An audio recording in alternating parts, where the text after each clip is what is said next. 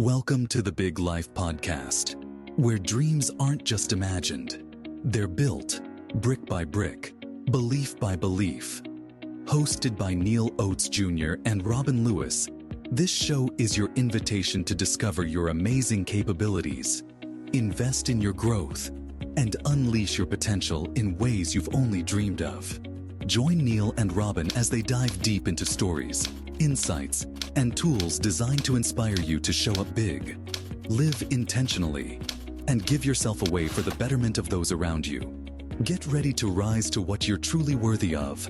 The Big Life starts now. Hello, ladies and gentlemen. Welcome to the Big Life Podcast. Neal Oates Jr., Robin Lewis. And today we are in for a treat because we are talking about high road leadership from Dr. John C. Maxwell. And we're specifically going to be starting out with this bring people together, and not just bringing people together, Robin, but specifically bringing people together in a world that is divided. Good to see you today, sir. Yes, sir. Good to see you too. And such a relevant book. John Maxwell has said that of all his books, this book in the early stages of it has done more, sold more, been more in our society. And I believe the reason is because it's such a relevant subject. It's timeless, but it's so relevant in our society today because unfortunately we are living in a world that is trying to divide us. That's why we're going to talk about this, bring people together. And so pre-show, when we were having discussion, it wasn't just the idea of bringing people together. That's cool. It's fun. Like we could bring people together to do something fun. We could bring people together in times when everyone thinks alike. But this is talking about bringing people together in the world that is divided, that's constantly trying to divide them, that wants to have them on separate sides of the aisle or two opposing issues and see no chance of reconciliation. So I'm excited to see where this conversation goes. And here's what I really love about this book. It talks about high road leadership. And many of us think that I don't have a leadership title or position. But what we'll find, especially when we talk about bringing people together, Robin, is this can be professionally, personally, it can be with the family, bringing people together, because you're going to have opportunities to be leaders in every circumstance, situation. So I'm ready for you to kick this off, and I'm going to be right along with you, brother. Yes, sir. I think it's such an important subject for our listeners today. And so I want to just make an appeal to our listeners to really kind of lean in on this one today, because I want to challenge. I challenge myself. One of the things that I shared with Neal as I read this book, and I've read it 5 times now. And as I read it, I see that even although I thought of myself as a high road leader, I recognize that there's so many times that I actually travel the low road or the middle road. And instead of bringing people together, my actions, my response, what I've said or done has been more divisive than I would like to admit. And what happens is this, we're all in this together. The more that we are together is the better it's going to be for all of us. And especially now when we talk about leadership, the I in the big life. So the first I is for investing in ourselves to improve, right?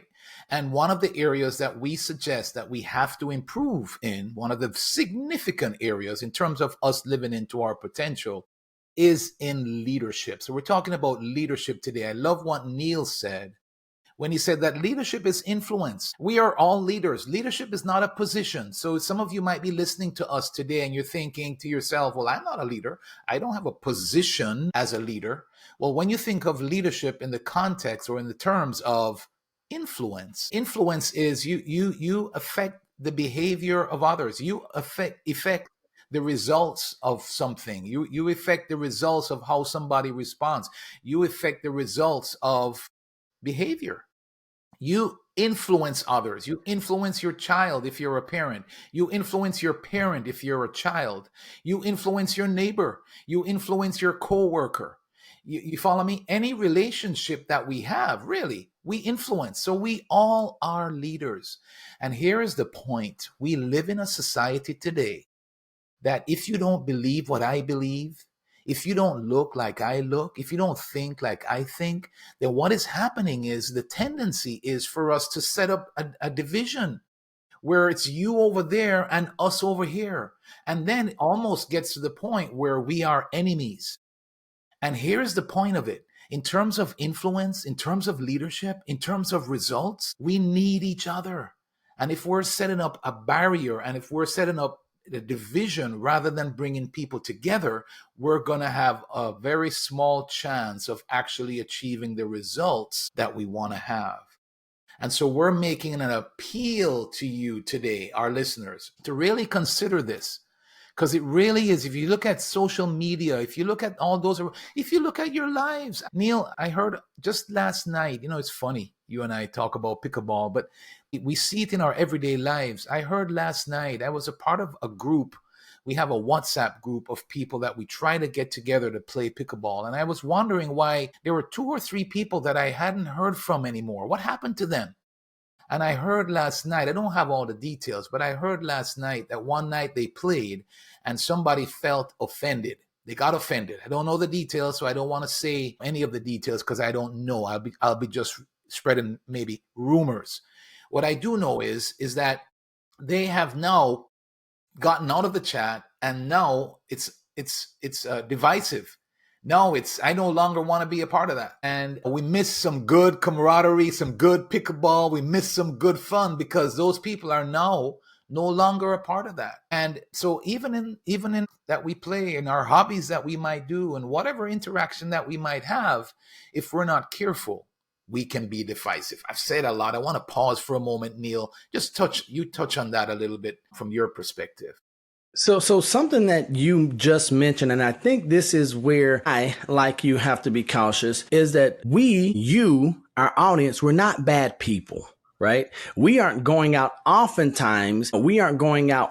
to create enemies. Oftentimes it's not because we want to alienate those that we care about or that we have connections or ties to, but it's unintentional. Now, there are times when we see where it's manipulation, and I know John talks about that in the book, but oftentimes it's these blind spots and not being aware. So when I heard you say, in a moment of transparency, I'm still working on being a high road leader, making sure that it's not middle or low road. I think that requires a certain level of maturity. It requires a high level of self-awareness where you're coming in and saying, here's where I am. Here's what I aspire to do, but here's what my tendencies are. And then we have to be cautious, right? Now, we don't want to be afraid, but we want to be cautious, but then also intentional about going and growing and creating a cohesive environment. So that's what I'm looking at. That's what I'm loving in the conversation already. And so really quickly, I just want to read just a few things here from the book, High Road Leadership. It talks about politics in the United States. Politics is less like sport, more like war. But here's what I want to just bring up. And this in the first chapter, it says 63% of Americans have little confidence in elected officials. 67% have not much or no confidence in the federal government. 70% believe lower trust in people makes it harder to solve the country's problems. But this is what I really want you to hear after hearing all those high percentages. Unfortunately, at the same time, people look at politics and think this is how we should do things. So even as human beings, as leaders who disagree with, and we feel that this isn't the right way, or things could be done differently or better, or maybe we don't just agree with it in our hearts or in our heads, we still look at leaders or people in leadership positions and say, well, that's the way it should be done, or that's the way we're going to do it. And so I would love for you to just go ahead and continue, Robin, that I want people to know that, yes, we see that there is a leadership crisis, yet we still follow the bad examples of leadership when it comes to bringing people together. It is still you versus me, us versus them. You disagree with me means that I don't like you, not that we have a disagreement. And I think that's the call of the book. To our listeners, the call of the book, the call of this subject of high road leadership is to be the leader that people can look up to. So yet we have a leadership deficit in our society today. The leaders that are positional, like those in government, like those in church, like those in business, like those in nonprofits, like those in education. Like you just look at all the various spheres of influence that we have in our society, and the leadership model that most of us have to see it are not bringing people together. It's actually dividing people. And so the plea or the call of this book, and that's why I encourage you, our listeners, to really stop and take heed to this particular episode, this subject that we're talking to you about, is we're calling for each of us to be the high road leaders for others to see. We need leaders that are high road leaders. We need leaders that are bringing people together rather than dividing. And yes, our leaders, quote unquote, in our society are not really about that. We're not being political here. We're not choosing one side or the other. We're saying all of them are more divisive than bringing people together. And the reality is that things go so much better if we are bringing people together. Neal, I'm going to share something. I actually wrote this down. One of the things we have mentioned on our show is the idea of our thinking and this idea of reflecting on our experiences, and the fact that reflection after every experience that we have, and especially making that a daily thing, a task or activity that we do, and the importance of it. I just not that long ago, this may have been a year and a half ago, I had a reflection that I just want to read to our listeners. I wrote this down the day after this actually happened. We had a meeting that was called by a service manager with no warning of what it was about. And in the meeting, she said she was bringing a directive from the CEO that effective today, everyone had to stop working out of their old systems and only work on the new system, and stop working out of the old email and only work in the new email. It was an unrealistic demand and completely changed the previously agreed upon expectations. And I took the wrong perspective, Neal.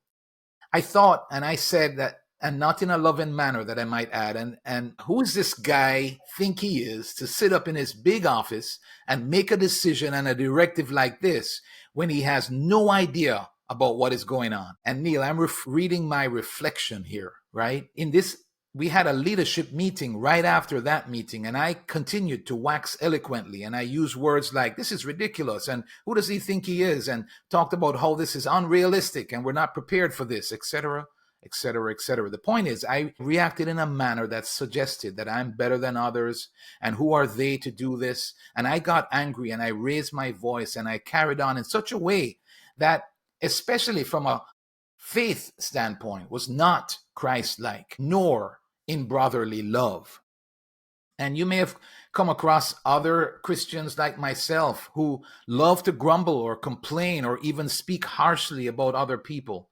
Maybe you've even been that person at times in your own life. And if we're not careful, we can easily become self-righteous within Christianity.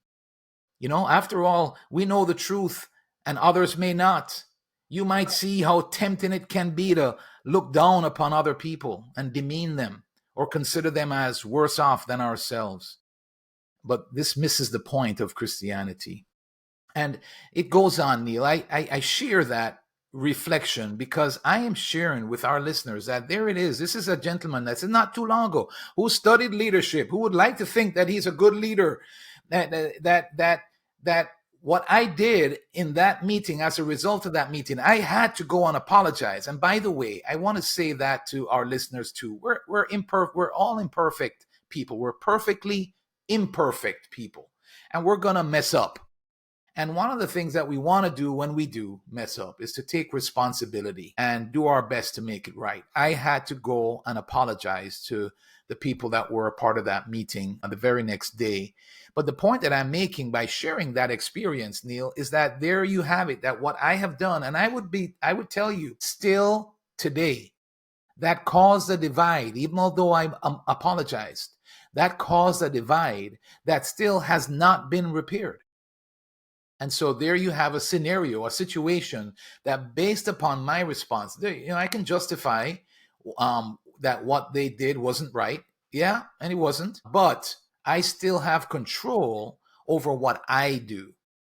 And just because there's a incorrect perspective or suggestion or action, that I still have the choice of how I respond. And how I respond has a lot to do with whether I'm going to bring people together or create a divide. Good stuff. Thank you for sharing that. So, Robin, so this idea in the book, he talks about that we need each other. Before we go into the 3 roads that we can take, I know that's something that you have mentioned, that in society, social media, the news is easy for us to forget that we really need each other. Because I'm a self-made person, I work from home, or I brought myself up to this leadership position because of my hard work. And we start believing the stories that we tell ourselves is that I don't really need anyone else. And you mentioned, for those of us who are faith-based, we will start believing that we don't need anyone other than God. As long as it's me and God, that's all we need.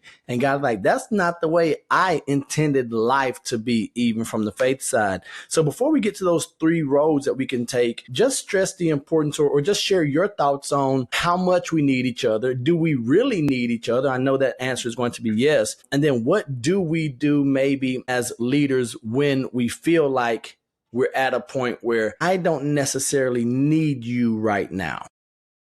I love the comparison that the Apostle Paul gives when he compares the human body. When you look at the human body, it has various parts to it, right? You have the eyes, you have the nose, you have the mouth, you have the ears, you have the hands, the arms, the shoulders, the feet, the leg. And we can go into the minutia when we talk about the different parts of the body. The body is made up of various different parts. And one might look and think, well, the mouth is more important and it's more needed, and the mouth is a significant part of the body. But the reality is the mouth needs the head to be able to function, right? The mouth needs all the other parts. So here is that's a simple way of saying it. The more impact that we want to make is the more it's going to need a team of people around us. The more it's going to need other people in our lives, because there's only so much that you and I can do on our own. There's only so much that eyes can do.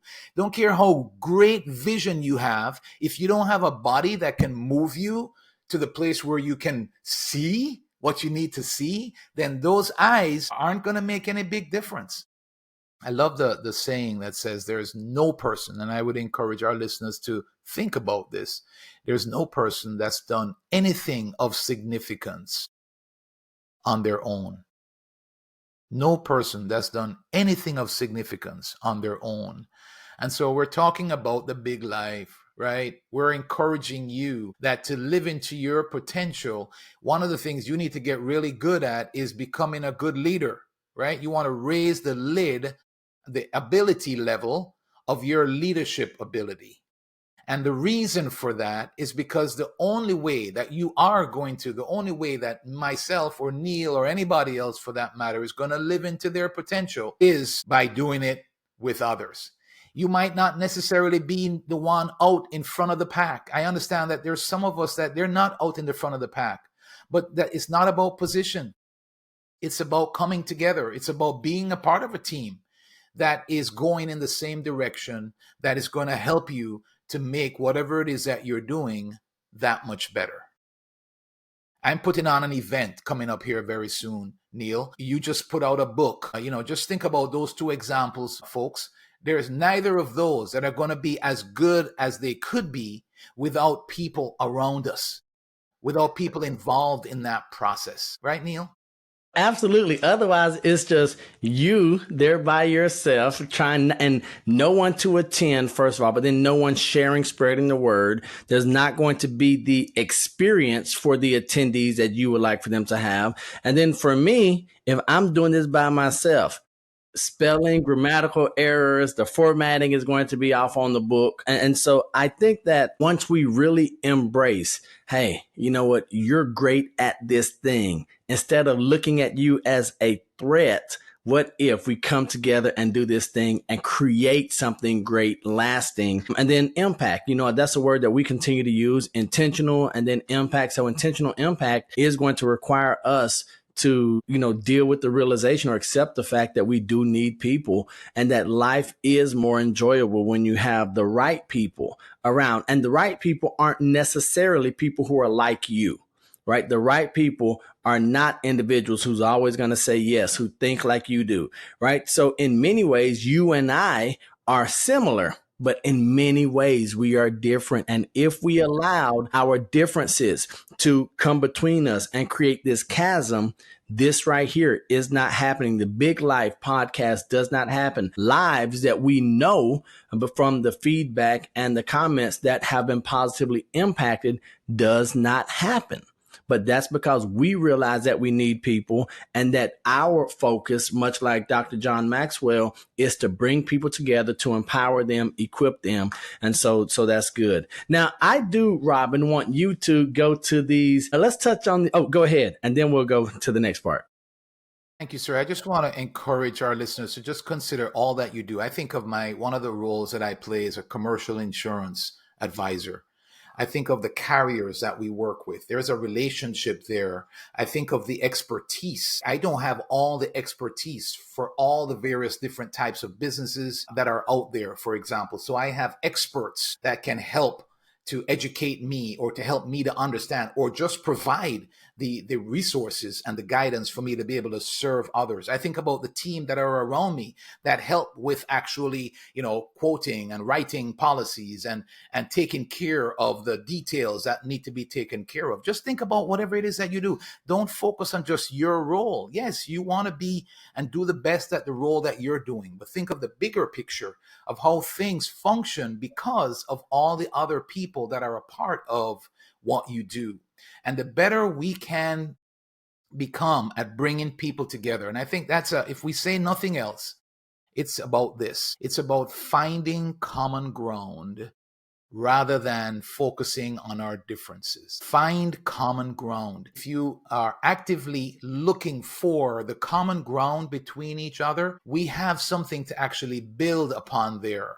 When we focus on the differences that we have, they believe a little differently, they think a little differently, they act a little differently, then that's where our focus will go, and that's where the barriers can be formed.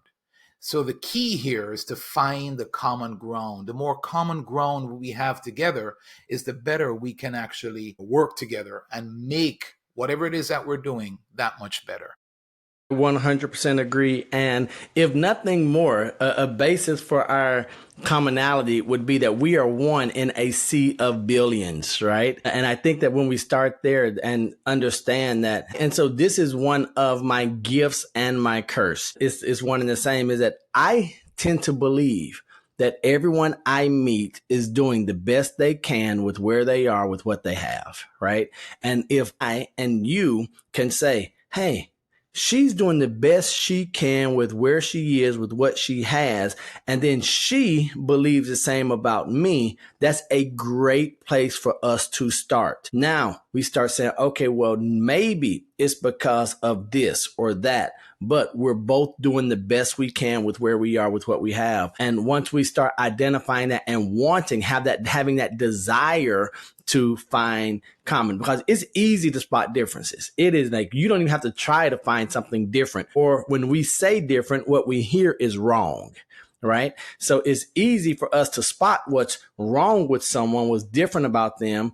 And for us to see what's right typically means we have to have conversation. We have to build relationships. We have to keep our mouth shut and our ears open. We have to want to see that thing. We've got to go mining for that gold, but that is going to require more from and of us. So here's what I want, Robin, because I know you more than most have a clear understanding. It doesn't mean that you have perfected. You mentioned that earlier, but the middle, low, high road, right? Because some people are thinking, Hey, I'm high road. Yep, because I say it every day. Take the high road, but your actions might not align. So your high road thinking might really be middle road or low road. And since we've mentioned that a couple times here in this episode, I would love for you to touch on what might be some giveaways or telltale signs for us to assess ourselves, because ultimately this is about that improving ourselves in the big, right? So how do we know if we're taking the middle road, high road, low road? Because we know where we want to be, but first, before we know where we're going, we have to know where we are. So would you take that away, sir? Yes, sir. Very good point. So this is the gist of the book, is that we are, the goal, I should say, is to become the high road leader. And what does that look like? And what is a middle road leader? And what is a low road leader? And let's start with the middle road leader. The middle of the road leader is the one who sort of says, well, if you give, then I'll give. It's sort of it's like a tit for tat, right? If you give, then I'll give, right? I'm going to benefit, then I'll also give you benefit, right? So it's kind of like you give and I'll give back. The low road leader is all about me, right? This is just for me. What can I get out of this? The low road leader is thinking about themselves only, right? And many of us have known of transactions. I think about I'll give a quick illustration, which I think will be helpful. And I'm going through this right now, Neal. We had our windows and doors replaced by a gentleman who came, and I specifically asked him to do it the right way with permitting. And so we got the permit. The long story short is this, that he came and he did the complete job without calling the inspectors to come inspect. And me unknowing, I saw him the way he, to me, to the novice's eye, I saw the way he put the windows and the doors in, and it looked like he was doing a really good job. And, I'm pretty sure that he has, but here's what happened. The long story short is this. He took his payment, and then I could no longer get him. And they had not completed the inspection. And when they came out to do the inspection, they said that the job is too far gone. We needed to see behind how these windows are actually anchored, how they're actually bolted. And so now I found myself in this place that I have a permit that is not going to be complete, and I have a contractor who did the work who I cannot hear from anymore. And what appears that he did was he just wanted to get the job done, take his money, and run. That's low road leadership. He is thinking about himself. How many of us have been a part of transactions like that? When you look back at it, you realize that this person was only thinking about themselves. They weren't thinking of, that's the only way they could have done what they did. And so I want to contrast that now with the high road leader, which is hold on. I want to jump in there, and I know that you're being the nice guy, but when you ask how many transactions have we been a part of where the person found themselves taking the low road, well, I must admit that I have been on the giving side of low road leadership, right? Where my thought was, how can I, in essence, take the money and run, right? How can I just do enough so that I'm taken care of, so that my needs are met, and then afterward not even care about the other side of the relationship, other side of the transaction. And so fortunately, I have had those experiences, and I've been fortunate enough to be burned by those experiences so I could learn a lesson, because without that, maybe I go through life living a low road lifestyle. And if I live a low road lifestyle, I don't have the relationships, the business. I don't have the integrity that I have today. And so many times I'm not only thinking about when I was on the receiving end, but more of my thought goes back to when I was on the giving end. And that's what pains me, because I know that I hurt someone. I hurt a relationship. I made an error in judgment, and many of those individuals I'll never see again. I'll never have a chance to right that thing, get it correct. And so now I'm like, how can I ensure that we don't go that way again? Yes. So thank you for sharing that, sir. And I certainly have been on the end of low road leadership as well, as I've already shared. I want to contrast, because this is actually happening right now, is that I got I got a certified letter. I got an overnight delivery letter. I got phone calls and from a contractor that was trying to reach me regarding this permit. And I'm thinking to myself that somebody is aware that, this is out there and they want to now come in and, charge me to do the work over or do something. I didn't know what was going on. I was very skeptical about this person trying to get in touch with me. But I saw enough of those times where they reached out that I finally responded. Neal, here's a contrast of a high road leader. It turns out that this gentleman that did the windows for me, he was not a general contractor. And so he could not put in for the permit himself. And so he used a general contractor, or should I say the better way, the general contractor allowed him to pull the permit under their credentials. Right. This contractor, finding out that there were few clients like myself that this guy had left in the dark, decided and determined that they were going to go and contact every one of these customers and they were going to make it right. And Neal, I'm in the middle of it now where they've tried to work it out with the city. And the bottom line to it now, where we are right now as I speak to you, is that they're going to have to come back out at their expense and they're going to have to pull back down these windows to the point where the inspector can come back in and see that if whether or not these things have been anchored correctly and installed correctly before they can actually pass it off. And they're going to do this, Neal, hear me on this, folks, at their expense. That's the high road leader. See, that high road leader is looking out for me. They're looking out for others. They're understanding. No, also a big part of it is that their name is out there and they don't want to be a part of something that actually is low road leadership that takes advantage of people and creates this terrible, win-lose situation. And they're doing everything that they can. And I will recommend that company to anybody just based upon the high road leadership that they have displayed, where they didn't have to. They could have just turned a blind eye and forget about this guy over here. I would not have known any differently. But not only did they reach out to me, they pursued me. And they have continued to faithfully be there to try and get this thing worked out, even now to the point where it's going to cost them. They have assured me that they're going to be right there with me. Ever heard that saying before? Through to the end of this. And so the high road leader puts others first.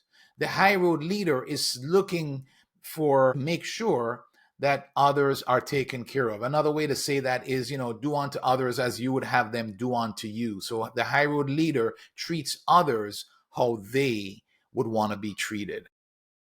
So, Robin, and here's what I love. So it's mentioned in this book a few times that we really get to see the true quality of the leader, of leadership, when there's a calamity, when there are issues, when it's dark outside, right? And so you're going through this thing and you're like, okay, I don't know what we're going to do. And so I love hearing that story because the conversation you and I were having before we started the episode today, just about how we try to figure things out. And we're probably sitting here going through this instance like, man, we trusted, we did our part. We thought we were right. We paid, we see that the permits were pulled. So that was good. That was legit. And I still was or I was mistreated in this process. I was taken advantage of. But to hear you say you would still recommend this company because when things were bleak, when it looked like hope was lost and you were out there by yourself, the leader came and said, no, we know that we messed up. Our name is on this. We accept responsibility. We have to make sure that not only are you taken care of, but you're taken care of at our expense. The situation is fully on us. And so it's so rare to hear those types of stories because you don't know the general contractor. You don't know the company. You know the person. You had the contact for this individual. So that has to restore some. And so being men of faith and Christianity and belief, that restores our hope, right? That restores like, man, there are people, there is a father up there for us who's like, I just need you to do your part, continue to be a high road leader. Don't fuss and complain and mope. Just do what you can. And then he's got our back and things are going to work out. And so I'm looking at some, the comparison of high road, middle road, and low road leaders here on the page. But there's one that jumps out to me. It says low road leaders give nothing, middle road leaders give back, and high road leaders give first. And so that's the one that jumps out at me. So I know we're on our time. We're going to get ready to close up after we finish this part. But what in that chart on 22, talking about those high road, middle road, low road, are there any that jump out to you that are either, hey, a big positive, big negative? I know the comparison is important, that maybe in your life or what you've seen or what you're learning, and especially in the day and age that we're in today, that brings special attention to your mind? Yeah, so what the book is about is that there are actually 8 or 9 chapters, which are 8 or 9 principles that actually dive into and show a picture of what the high road leader looks like. And so I think all of them are important. The one we're talking about today is the high road leader brings people together. The middle road leader goes back and forth. They move back and forth, right? And then the low road leader divides people. And so we are talking today about bringing people together. And Neal and I will be talking more about this concept and the idea of being a high road leader, because we think it's so relevant in our society today. But today the focus is for us to not people that divide. Don't be those that go back and forth, but be that person that actually brings people together. So, Robin, here's what I would like to do. I think that this has been a fantastic episode, fantastic conversation. But for you, if you were to, because some of us have heard everything that's been said during this show, during this episode, and they're saying, yes, I want to be a high road leader. I want to bring people together, but my family, my upbringing, my job, my environment, what's the first step that someone can do besides, well, let's say not besides, in addition to saying, I want to bring people together, I don't know where to begin? What would you tell that person? Well, there are a couple of things that I would say. One is to not take offense.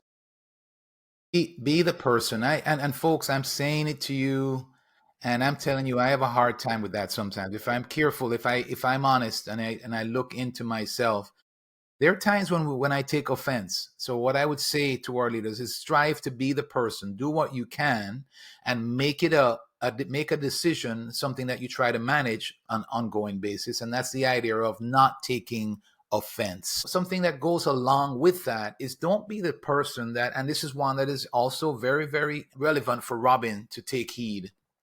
And that is, don't try to be about convincing people of your way of thinking.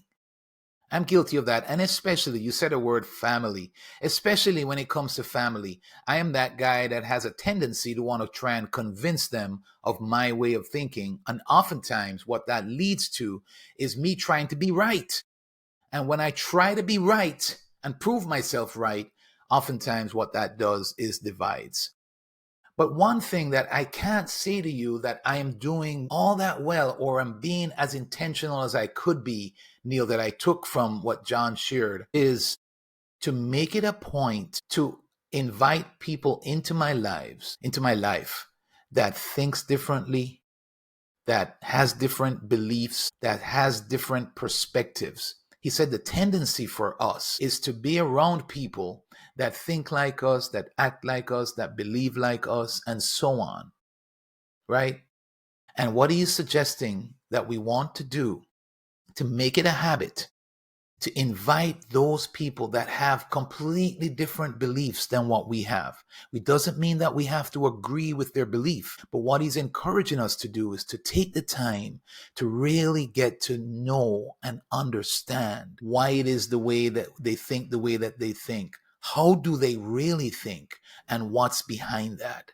Neal, you shared a little bit about it yesterday. A while ago, just a few minutes ago, that I was tempted to stop you and say, Neal, we should talk about this a little bit more. But you made a statement, and folks, I want you to hear what Neal said earlier that I'm about to repeat. That everyone is doing their best. Everyone is no matter what they do, we think that we're doing the right thing. We think that we're doing the best thing.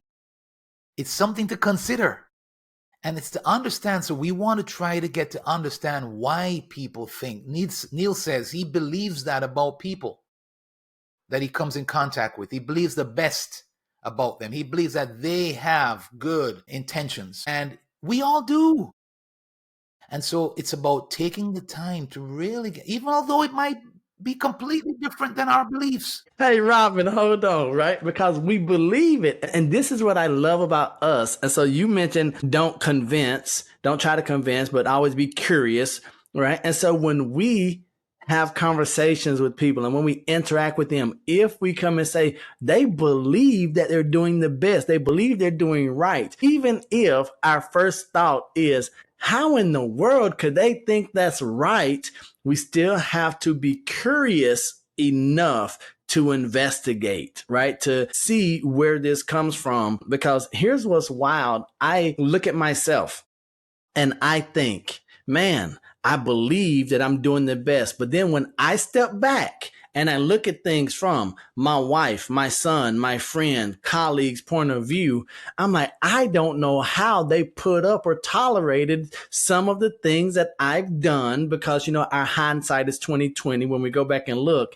And I'm like, that was just a wild thought. And then it had to be an awakening, a revelation, or a just willingness to accept that not only was I wrong, I was very wrong, right? And so to have those people in my life, we're like, well, we're still right here with you. We're going to walk beside you as we figure this out. That's humbling, and that's why I have to laugh when I say that I want to believe that everyone is doing the best they can, because I need others to believe that I'm doing the best I can, because I really am. It's just sometimes we get so off kilter that we start thinking, hey, this is the right way. And we are so, so wrong. Yes, that's the point. And the more that we can really be genuine in our interest about understanding what it is people thinking, first of all, getting clarity around that, and then understanding the why behind it, is the only place that is the only time that we will be able to help them in any way.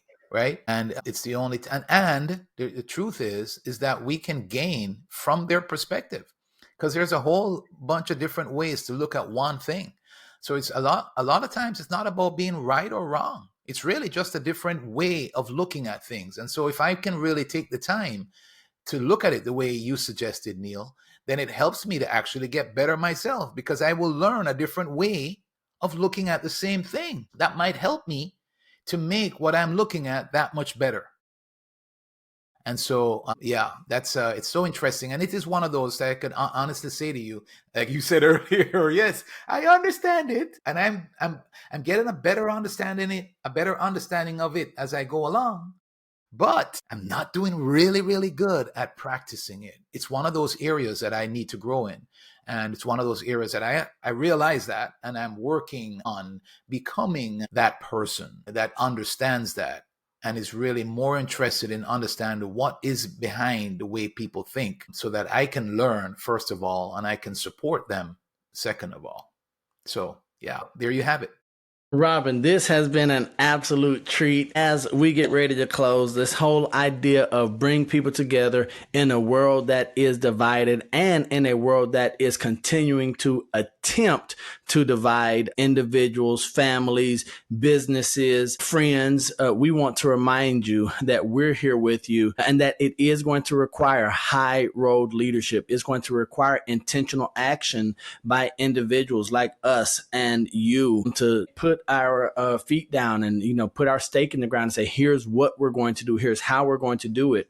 And we'll find that if we really do commit to bringing people together, that our lives, our businesses, our experience here on this earth is going to be much better. And I can't think of a better way to bring people together than to invite them to podcast. Share this episode, share our podcast with them. Let them know you have two guys that don't have everything all together, but they are trying. We are failing, testing, all here publicly for you all to see. And we want you to be on this journey with us as we go along. So make sure that you invite, that you share, like, comment. Robin and I love to hear what you all have to say. So keep putting those comments wherever you're watching this. But then here's what we really want you to know. We want you to know that while we might be the host of the show, that we are students as well. We are working to live this out. We're working to intentionally bring people together to be high road leaders, and that we're going to be on this journey with you. Robin, anything before we close, sir? Yes, sir. Just two things. I want to just highlight what you just said. I'm grateful for this community. I'm grateful that you and I decided to start it, doing this podcast, because I love the people that have come alongside of us, that we're learning from and that we're growing together. And we're just people that are trying to grow and make the most of our lives and become the best version of ourselves. And so I thank you to our listeners for being a part of this. I gain just as much as you do. Hopefully, you're gaining just as much as I am. The other thing that I would say is the L in the big life is about leading with love. And so if we lead with love, we're going to bring people together. And so I am so grateful for my brother Neal and for his life and for his commitment to growth and to becoming a better leader and to adding value to empower others so that they can add value and empower others. And Neal, right on, sir. Good job. I'm gonna re-listen to this one myself. So I do want to let you and the audience know that there might have been some technical issues, some glitches on my side here. So that's why this might be a longer episode. It might be a little choppy, but I believe that it's going to be valuable and impactful. So I want to remind you, as we always do, that we love you. God loves you, and there's nothing you can do about it. And until the next time we see you or you see us, we're right there with you. Bye. Right on.